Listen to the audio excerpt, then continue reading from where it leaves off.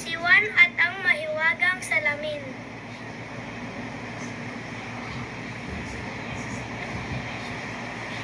Isang araw sa maliit na bayan ng Santa Lucia, may isang batang lalaki na nangangalang Juan.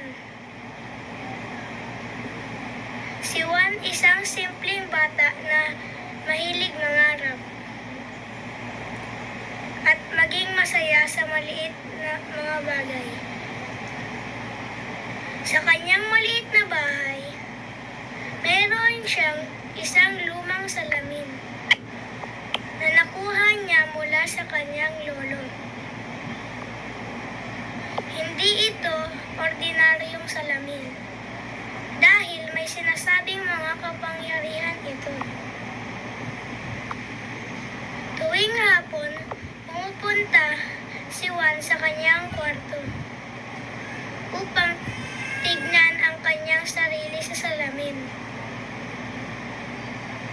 Isang araw, habang nakatingin siya sa salamin, biglang may kumakatok sa kanyang pintuan.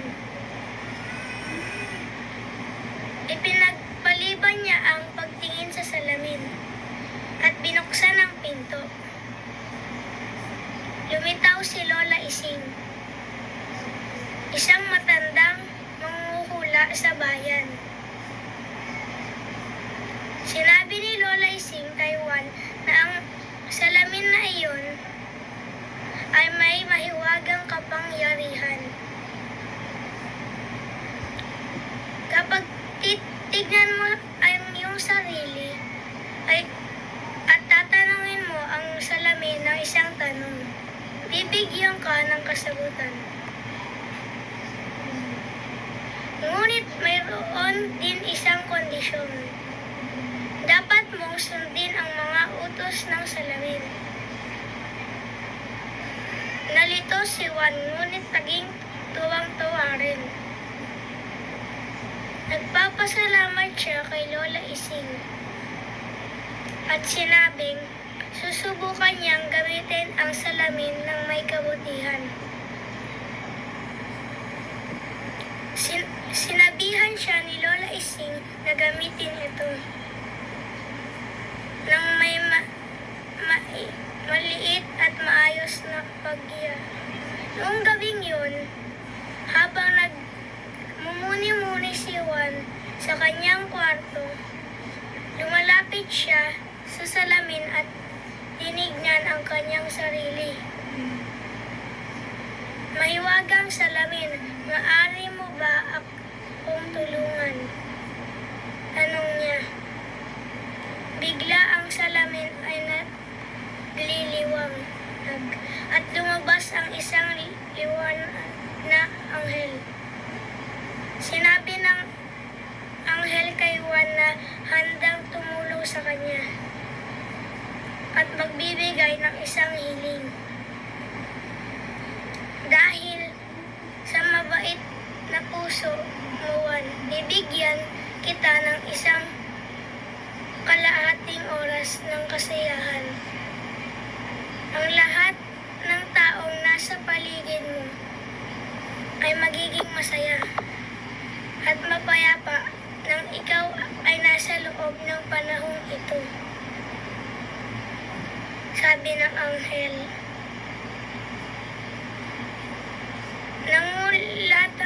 Ngunit tuwang-tuwa siya nung tinanggap ang biyayang ito. Agad niyang tinawag kanyang oras ng kasiyahan para di ko kita. Naglalaro sila ng sipa, nagtatampisaw sa ilog, at nagkukwentuhan sa ilalim ng malaking puno. Habang ang mga bata ay naglalaro, napansin ni Juan na ang mga tao sa paligid ay naging masaya rin. Nagtatawanan sila, nagyayapakan at nagkakasama.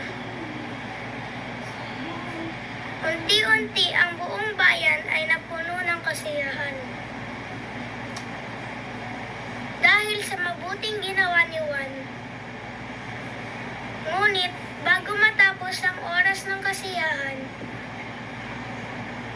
isang matandang lalaki ang sumulpot at sinira ang kaligayahan ng mga bata. Siya ay isang masamang tao na nais lamang manakit at magdudulot ng kalungkutan sa iba. Si Juan, na nagtatagalay ng kahit na kaunting natitirang oras ng kasiyahan, ay lumapit sa salamin at nagtanong, "Mahiwagang salamin, paano ko matutulungan ang mga bata?"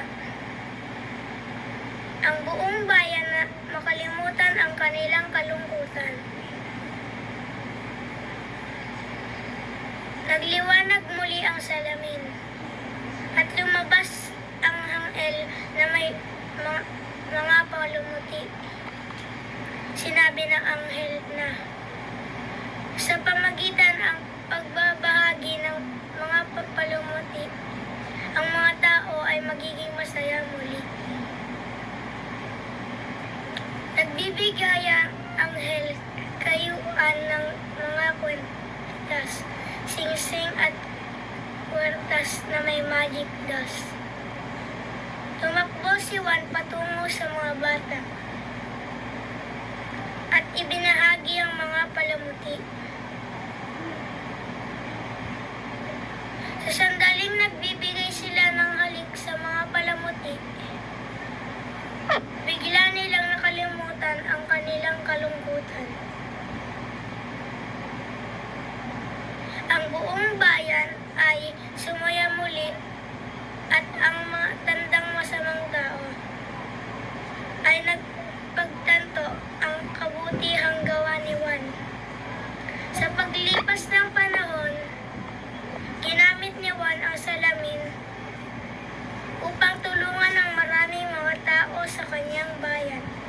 Upang tulungan ang maraming, binibigyan niya sila ng kasiyahan, pag-asa at inspirasyon. Sa pamagitan ng kapangyarihan ng salamin, ang kwento ni Juan at ang mahiwagang salamin ay nagpatunay na kahit na ang isang simpleng batang tulad ni Juan ay may kakayanan na baguhin ang mundo sa pamagitan ng pagtulong at pagbabahagi